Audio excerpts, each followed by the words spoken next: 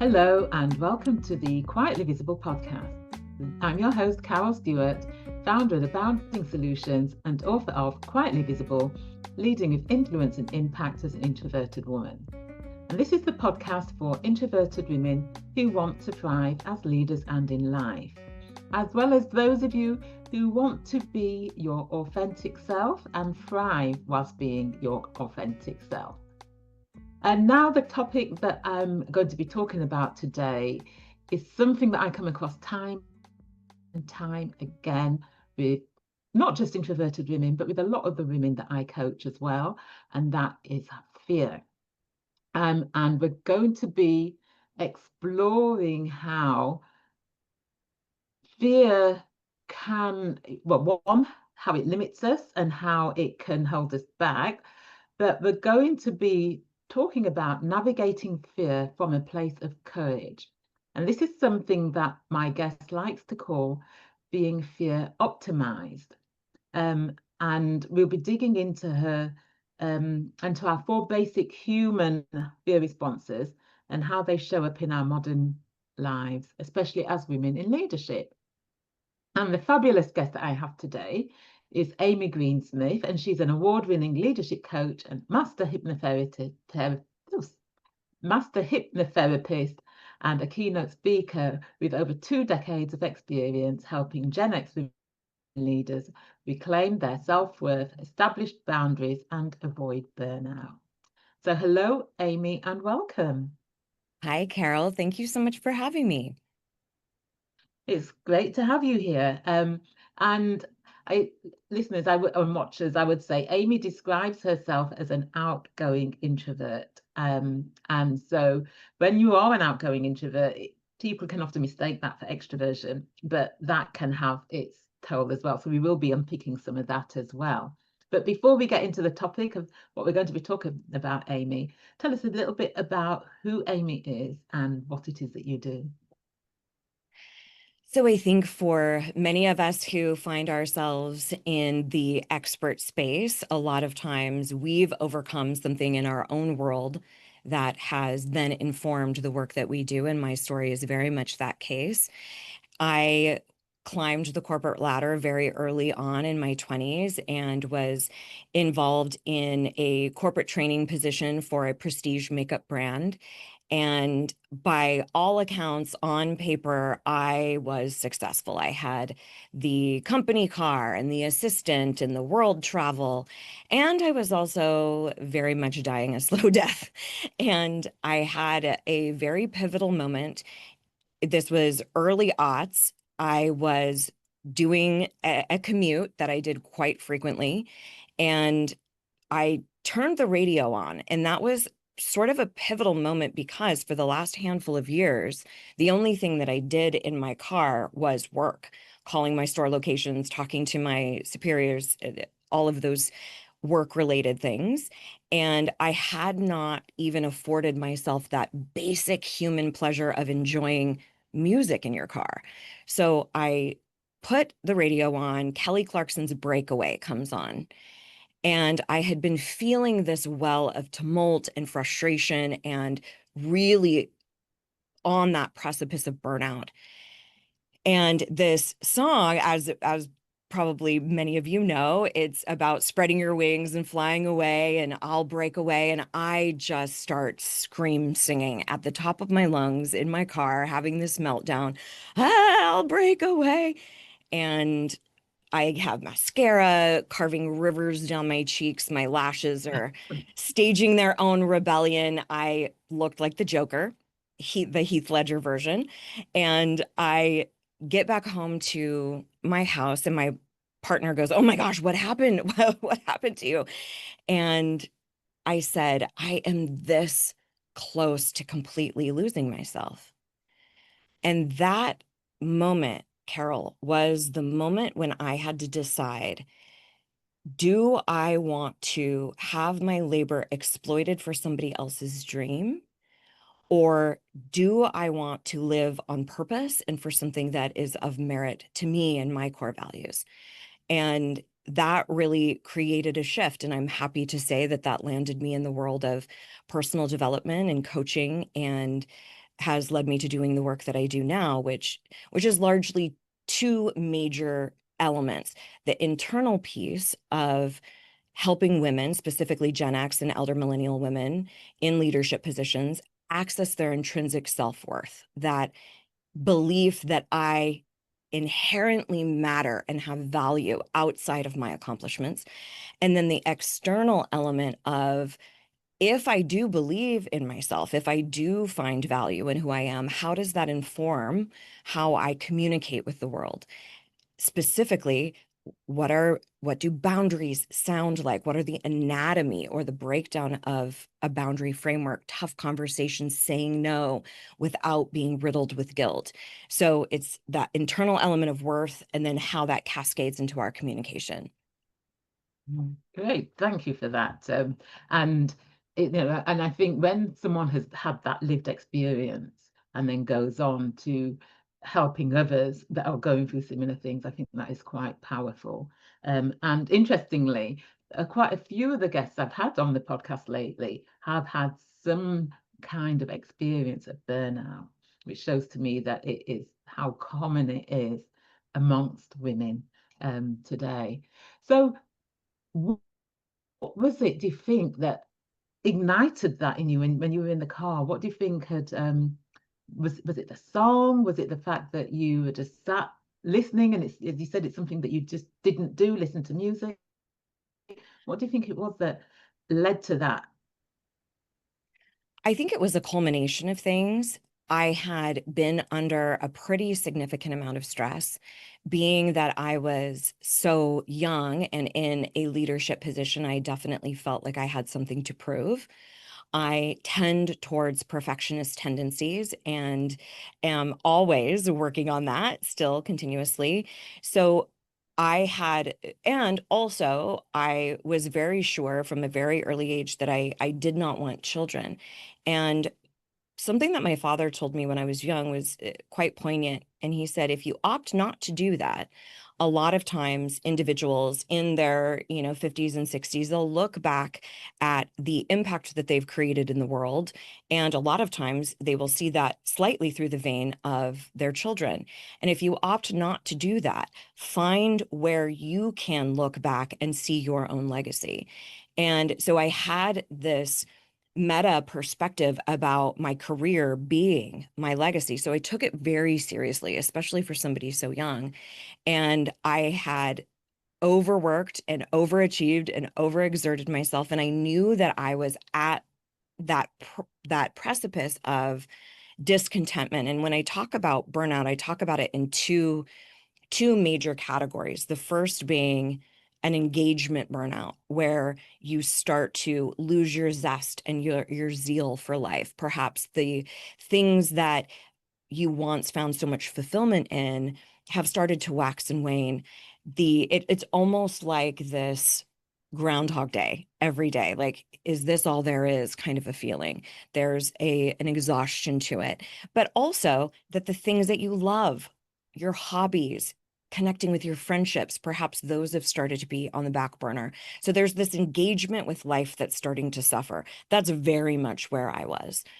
The second phase of burnout, which can be incredibly detrimental, is when I call it systemic burnout, where it now informs or it transitions into some sort of physical manifestation, an autoimmune disease, a sleep disorder, adrenal fatigue, cardiovascular issues, where now it's starting to manifest physically. I was very much in that engagement burnout. The things that I loved so much about artistry and education had become thwarted by corporate America and climbing that ladder and being on spreadsheets about lipstick sales in the middle of the night and going, this is not what this was about.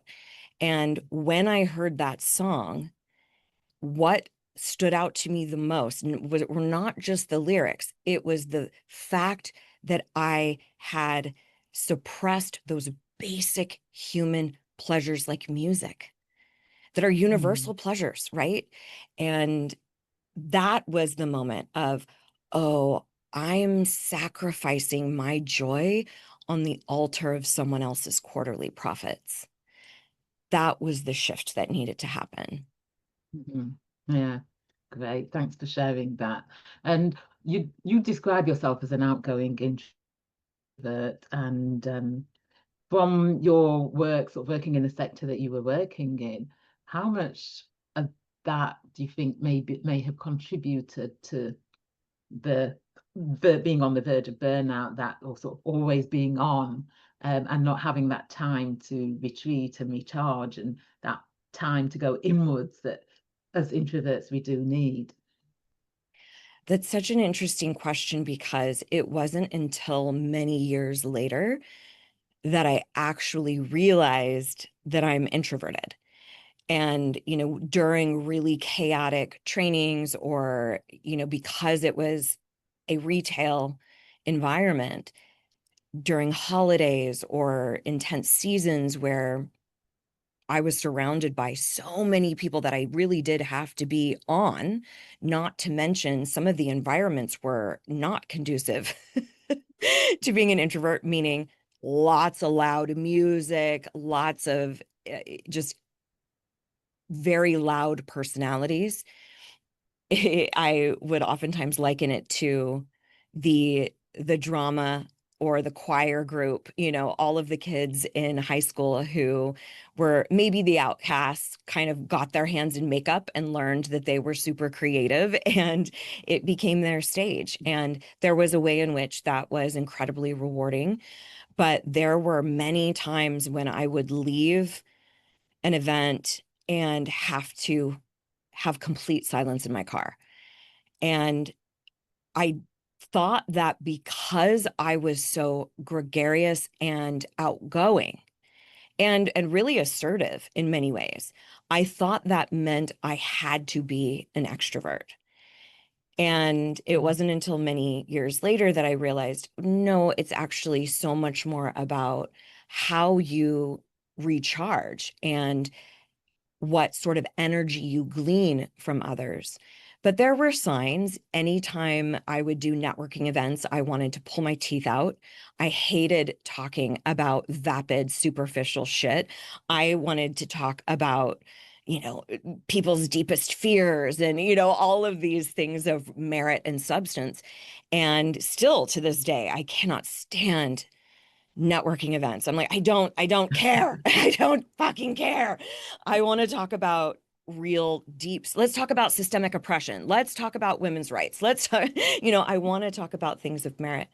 And it wasn't until I got involved in coaching and hypnosis and having my own independence as a business owner, where I was spending all of this time by myself, and I loved it. And it was infusing me with energy. And I'm sure you were quite similar, and those listening can probably relate. When the pandemic hit, I was like, I'm good. I'm fine.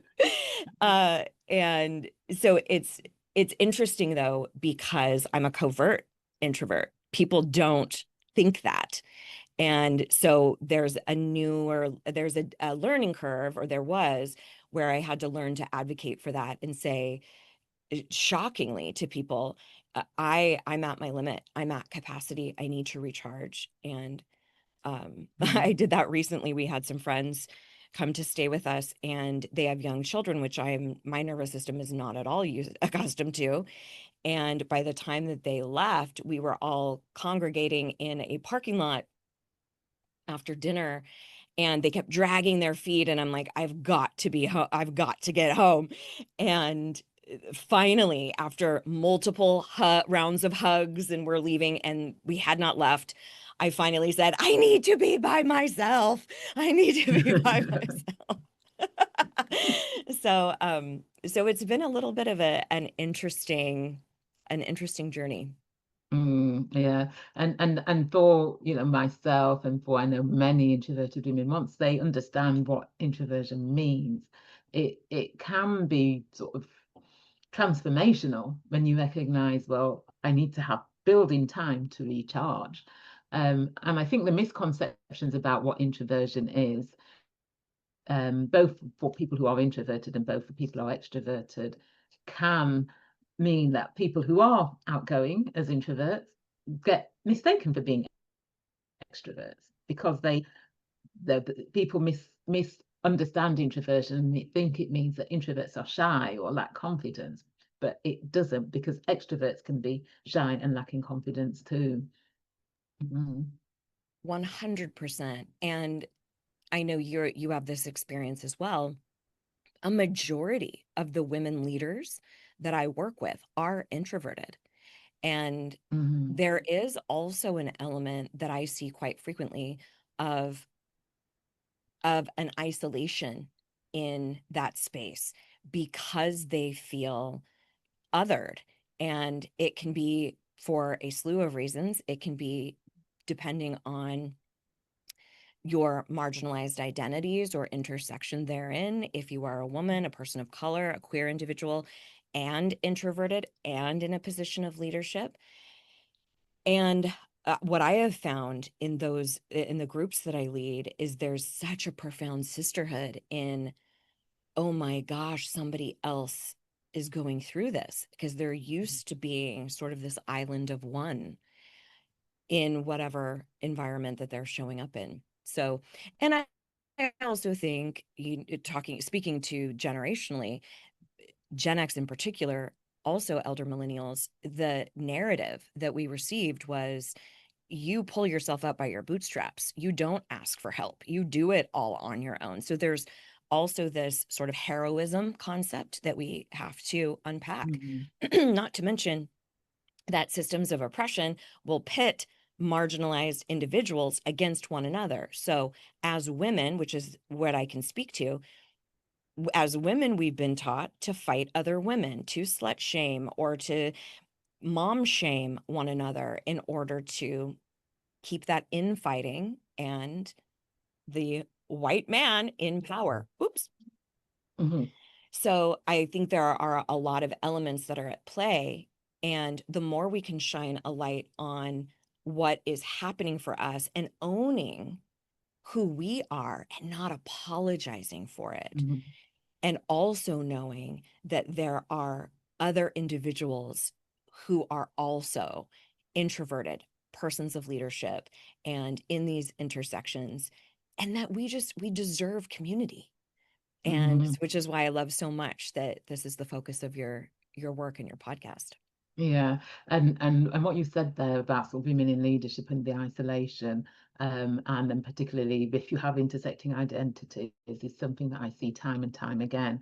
And last year I held a conference for introverted leaders. It was for women and men, but it was mainly women that attended. And if the sense of community that they formed, and they recognize that they're not alone. There's others who experience what they're going through.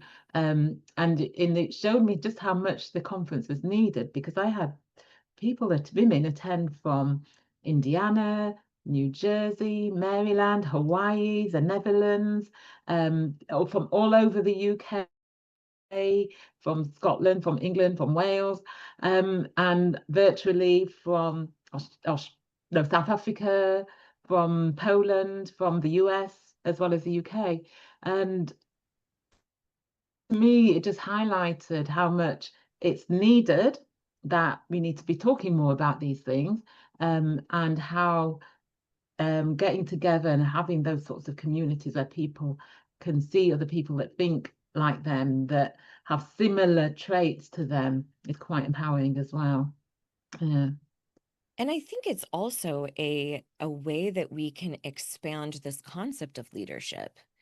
And it is true culturally, I can at least speak to the American experience, that typically the loudest voices are the ones who get the most attention. But you can speak up, you can be assertive, you can advocate with a quiet power. It doesn't mean that you're screaming and yelling. And I would also argue that when you are quietly powerful and you deliver information from a place of confidence and assertiveness, but but tempered, you are so much more likely to be heard. You're less likely to be written off as shrill or emotional or all these other bullshit monikers that we disproportionately put on women. So you are more likely to actually be heard if you have that sort of cadence or rhythm to how you speak. The crucial element is that internal element of believing that your voice matters, that you deserve a Mm-hmm. seat at the table, even though you might have to pull up your own damn chair. Yeah. And that belief is pivotal. Having that belief in ourselves, that self-belief is pivotal, I think.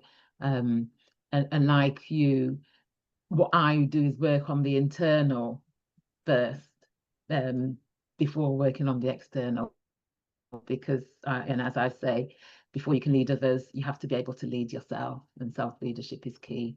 So having that belief, and or what you've said is crucial. But one thing which I know holds many women back, and not just introverted women, extroverted women as well, and ambivert women as well, is fear. I remember doing a survey quite a number of years ago, and 85% of the women that responded said that fear prevented them from pursuing a career that they loved. And I know that's an area that you specialize in, is fear and overcoming fear. But before we start to unpick how it can be approached from a place of courage, what has your experience been of fear? When has fear got in the way for you, if at all? Oh my goodness. Oh no, Carol, not at all. I have zero fear. No, it has, well, the way in which it has shown up for me most predominantly has been through a really intense anxiety disorder. And we'll get into our primitive fear responses and some of their modern iterations, but one of the modern iterations is anxiety. That is a defense mechanism of the body saying, we need to scan for threat. Are we in danger in some kind of way? And that was incredibly debilitating for me for many years. And still to this day, I take medication for it.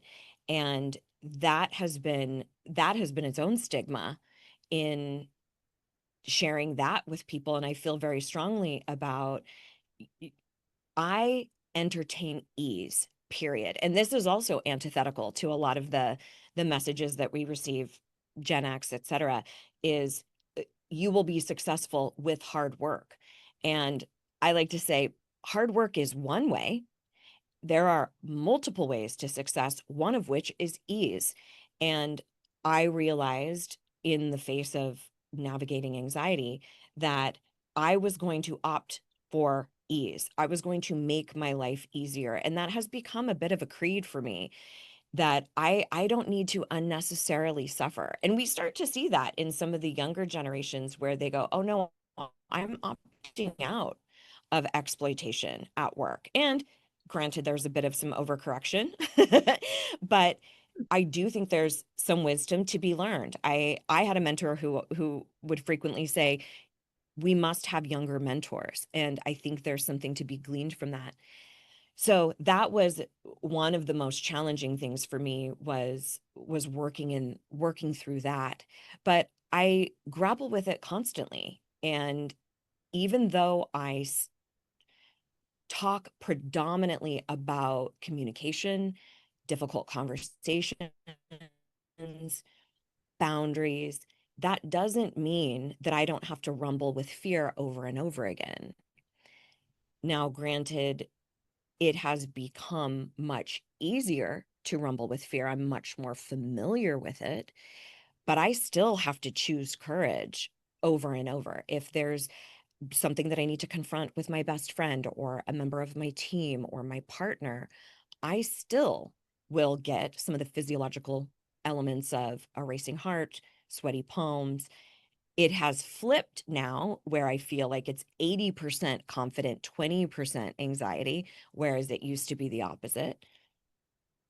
But it's not about an absence of fear. It is about contending with fear from a place of courage. I did some research ages ago on imposter complex. And one of the things that was so prevailing to me was there are these profound individuals in our culture who have identified as having imposter complex. Michelle Obama, Maya Angelou, Tina Fey, Meryl Streep. And I thought, okay, what is the difference between these individuals who have attained this level of success, who are clearly in the ring with fear? And it is that it's not that they have an absence of fear, it's that they show up and contend with fear from that place of courage. And so we're always at that discerning moment of, am I going to allow this fear to thwart what I want? Or am I going to confront it and choose courage? Because, you know, courage, fear, courage cannot exist without fear. Mm. So whenever we have the opportunity, whenever we see that we are feeling fear, that's an opportunity for bravery. Yeah, and when you talked about those sort of high-profile women who have experienced imposter, and I don't like the term syndrome, but that's how it's widely known. When they've had that imposter experience, but yet they still are doing what they're doing. They still strive to do what they're doing. I think if more people talked about their experiences in that way, it would remove some of the stigma that's associated with it. Because I think it can be easy when you're on your own thinking, oh, it's just me that's experiencing this, it's just me that's fearful, and that can make you feel worse. But to know that it is a normal everyday experience, that you will Right. have moments where you do experience fear, where you do experience self-doubt, and that's okay because you're only human after all. It's interesting that you bring that up because there's this idea sort of in the personal development space that we're going to eradicate fear, or we're going to eradicate the inner critic, which is essentially the voice of fear. And there is, to my knowledge, only one documented case of a woman who existed without a fear response. And it was actually quite detrimental because she would walk into incoming traffic. She even had an egregious situation where she was held at knife point and had zero fear and was, quite liberal with her own life. So there are ways in which it is a defense mechanism for a reason. It is Mm, designed to keep us safe. So one of my favorite questions or inquiries to pose when you are grappling with fear is to ask yourself, am I actually in danger, or is this just new? Because anytime we are up against something new, whether it's starting a brand new business, going for a promotion, entering the dating scene after a hiatus, that registers to the brain as unsafe. So it will send in that fear response with the subsequent voice of the inner critic to say, hey, bitch, you sure we're okay here? Is this? And so oftentimes it'll speak really negatively to us, like, who are you to want to build your own business? Who are you to want a promotion? But really, what it's saying is, this is new. Are you sure we're safe? So there are situations where fear shows up because we are in legitimate danger. But I would argue more often than not, it is thwarting or arresting where we want to go in our life and mm, holding us back. So just using that little discerning question can really be advantageous. mm. And I think that that is quite a powerful thing to do, just to ask that question, because our brains don't differentiate between whether we are being attacked or when we're in a new situation or an environment that takes us out of our comfort zone. As you said, it's a form of a defense mechanism, and recognizing that that is what it is can make a big difference to whether you freeze, whether you flight, run away, or whether you do what you want to do or what you need to do. And you call what's the term that you use? Fear-optimized. Yeah. Yeah. Tell us a bit about that. Well, Being fear-optimized. it started from researching this specific case of this individual, this woman who had existed without the fear response. And it got me thinking, this moniker of becoming fearless or being aspirational towards fearlessness doesn't really exist, because when we use that phrase fearless, what we don't mean fearing less, we mean an absence of fear, which, unless you are she, you are going to have to rumble with this fear. So I thought about what would be a more appropriate moniker. And if you look at the breakdown of what optimize means, the literal definition is to make as useful or as effective as possible. So if we are going to have this dynamic show up for us, how can we make it as useful and as effective as possible? In essence, it's about awareness of, oh, here it is, it's showing up, inquiry of, am I in danger, or is this just new? And then what is my chosen courageous action? Given that I'm dealing with this, what does bravery, what does courage look like in this scenario? And you can layer that on any type of situation. One of my favorite things to do is talk to my fear response. That is one way that I optimize. I used to do a lot of community theater. And prior to going into an audition, all of the physical manifestations of fear would be present. Not only would I have perseverating thoughts, I would also have sweaty palms, racing heart, feeling a bit faint, all of the ways in which my body said, are we in danger? Is there a mountain lion? Are we about to be eaten? Are we? And so one of the ways to distract where the mind is going in that moment is to simply address it and talk to it and say, Mm. hey, thank you so much for coming to my rescue. You are so good at always being prepared. We've got this. We are ready to go. We've got our lines. This is just a normal part of what it's like to audition. And that's not dissimilar to giving a speech, running a meeting, going into an interview. Recognizing that your body is just trying to protect you, and then communing with it as such. And then what you've subsequently done is you are now not thinking about, what are they going to think of me? Do they think I'm okay? Are they going to approve of me? Are they going to say yes? Am I saying the right things? Now you're having this loving relationship and conversation with your body in the way that it is trying to protect you.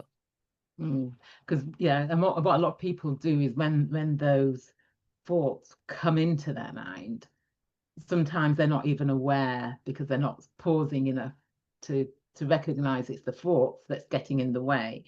Or what they do is try and suppress that thought. But when you try and suppress it, it just has a habit of bubbling up again and, oh, who you're no good, who do you think you are, and creeping back in and magnifying.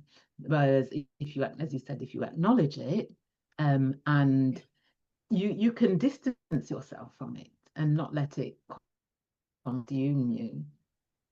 There, Mhm. I do And y'all have the Family Guy out there, the cartoon Family Guy? yes, Okay. hmm, Who yeah. has they have the little British baby. There's a great, which is such an interesting and hilarious choice.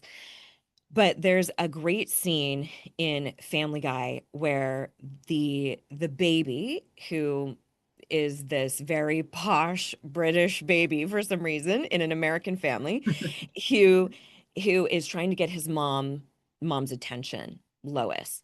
And so he's going, Mum, Mummy, Mum, Mum, Mummy, Mama, Mama. And it goes on and on and on and on, painfully long. And finally, the mom, Lois, turns to him and goes, what? And he goes, hi, and then runs away.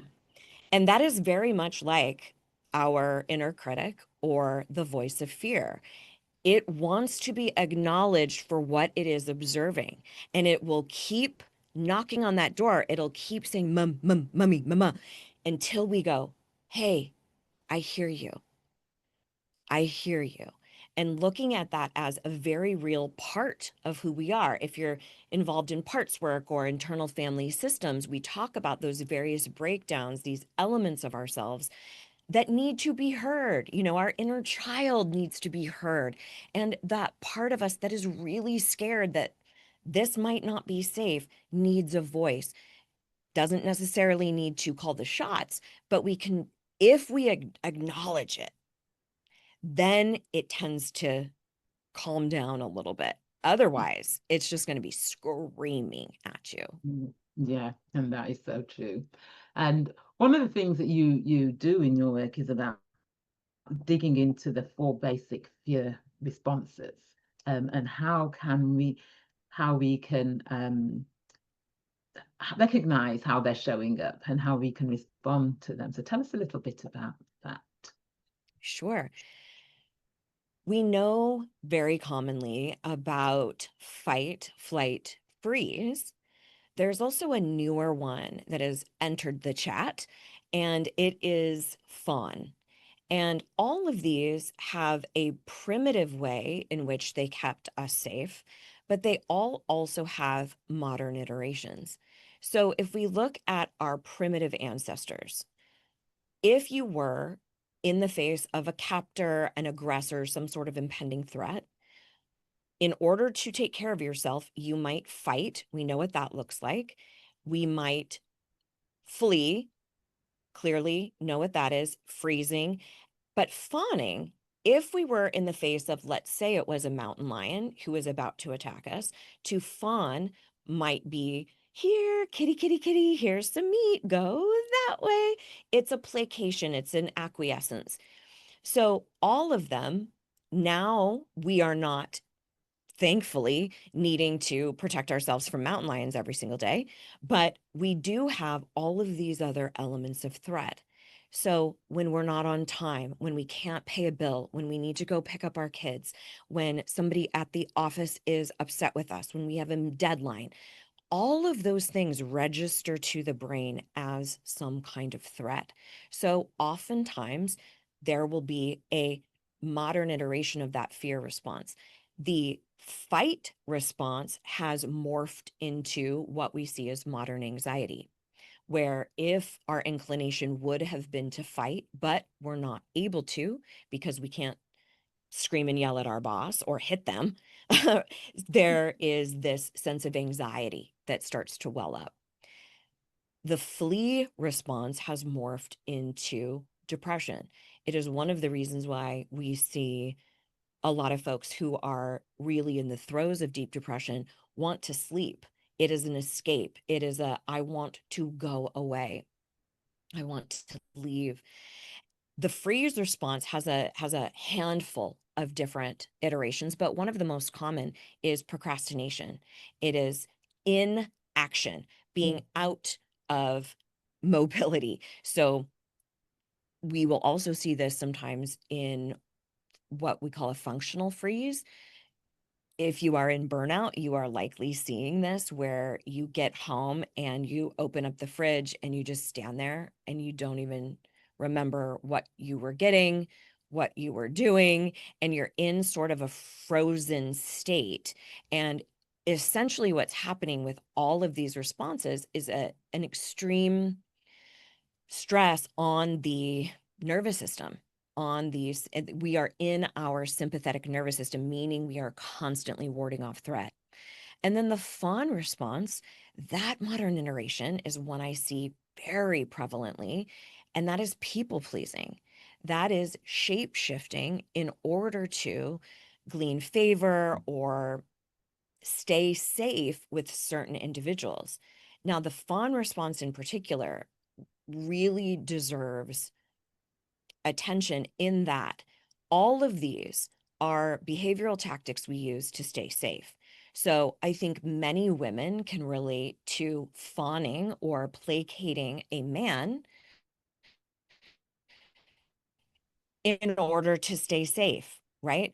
If you are a person of color, you know what that is like. If you are in a fat body versus a thin body, queer versus straight, name the intersection. We know what that is like to shapeshift, twist, and contort in order to gain favor. I oftentimes will say, I am a queer individual. I feel very strongly about being vocal. However, if I am in a situation where my physicality is actually being threatened because of people who don't believe that I should exist, that might be the time for me to people please in order to stay alive. So I think it's important for us to understand that there's nuance to these. But I would also argue that probably more often than not, we are putting other people's needs above our own because that is a pattern that we've adopted. Most of the time, you can look back at somebody who has a predominant people-pleasing tendency, and you can see major chapters in their life where that has kept them safe. Oftentimes, as a child with an aggressive primary caregiver, where you learned to fly under the radar in order to literally stay safe.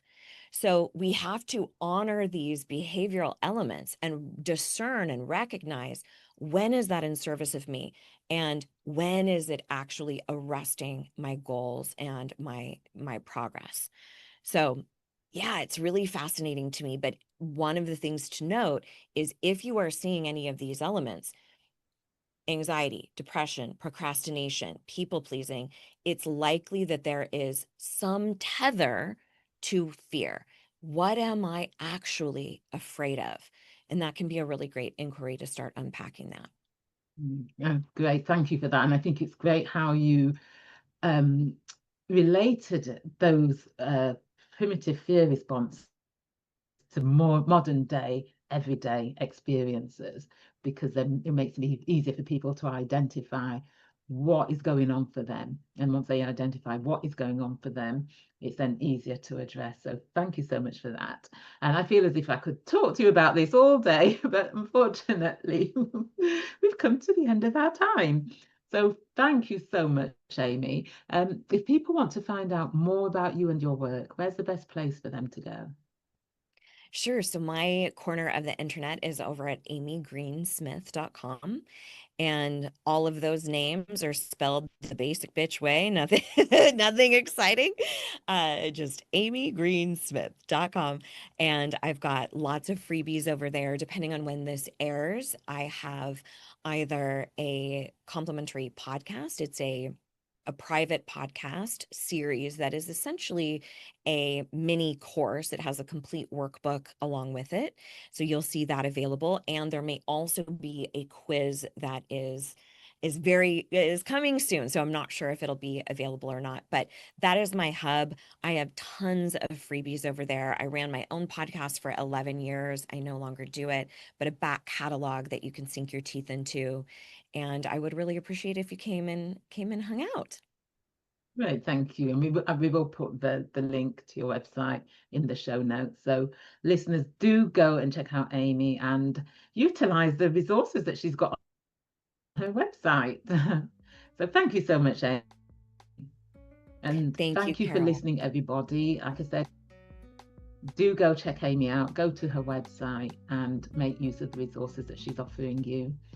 And if you want to increase your confidence, influence, and impact, if you haven't completed the free assessment on my website, go to aboundingsolutions.com. Under the free resources, there's an assessment that you can complete that will give you ideas about the areas that you can focus on. And so until the next time, bye.